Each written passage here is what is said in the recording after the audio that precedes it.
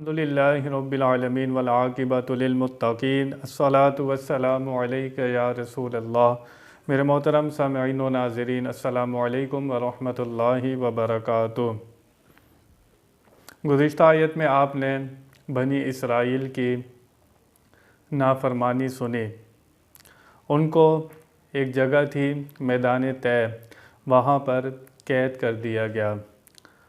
آج جو آیت مبارکہ ہے اس میں ذکر ہے آدم علیہ السلام کے دو بیٹوں کا، قابیل اور حابیل کا۔ اللہ قرآن میں فرماتا ہے، اے حبیب صلی اللہ تعالی علیہ وسلم، آپ ان کو آدم علیہ السلام کے دو بیٹوں کی خبر سنائیے۔ سنانے کا مقصد کیا تھا؟ یہ واقعہ حسد کی وجہ سے پیش آیا تھا تاکہ میرے امتی حسد سے بچیں۔ یہ کتنی خطرناک بیماری ہے جو بندے کو دوزخ میں لے جاتی ہے، بھلے وہ نبی کا بیٹا ہو یا ولی کا بیٹا ہو۔ جب سرکشی کرے، جب حسد کرے، اللہ رسول کی بات کو نہ مانے تو اس کا ٹھکانہ پھر دوزخ ہوتا ہے۔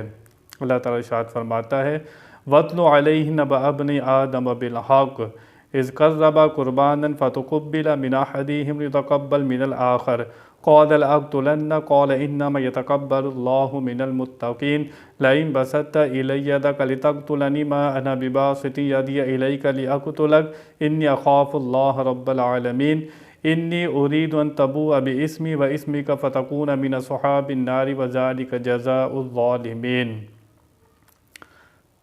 اے حبیب، انہیں آدم کے دو بیٹوں کی سچی خبر پڑھ کر سناؤ۔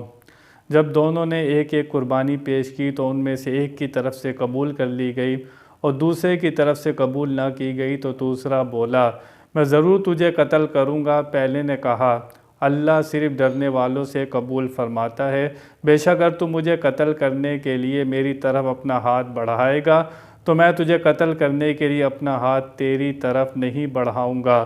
میں اللہ سے ڈرتا ہوں جو سارے جہانوں کا مالک ہے۔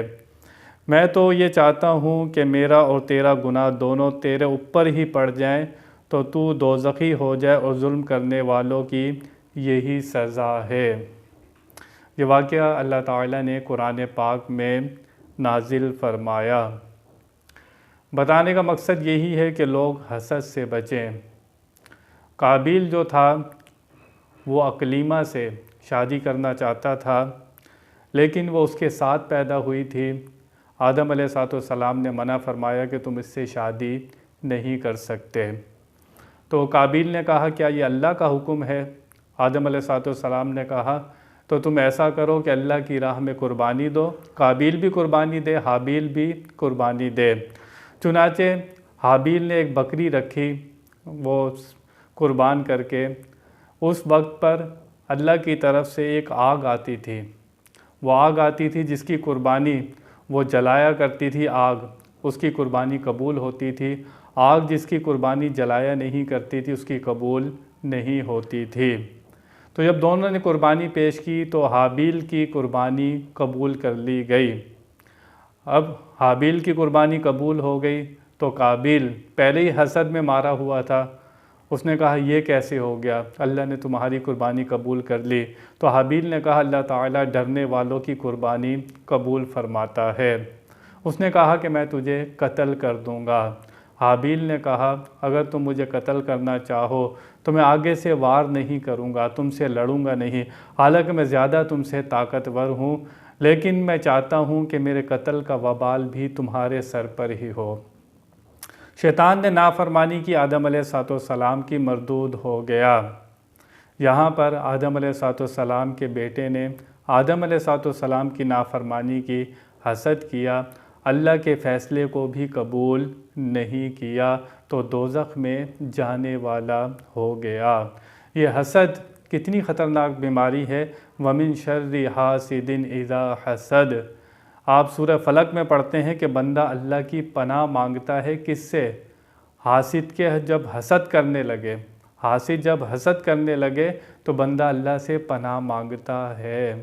حسد انسان کو دوزخ میں لے جاتا ہے، اتنی خطرناک یہ بیماری ہے۔ یہ واقعہ سنانے کا مقصد بھی یہی تھا۔ حابیل کو قتل کر دیا قابیل نے۔ نبی کا بیٹا تھا لیکن کوئی فائدہ نہیں۔ نوح علیہ السلام کا بیٹا کافر ہو گیا۔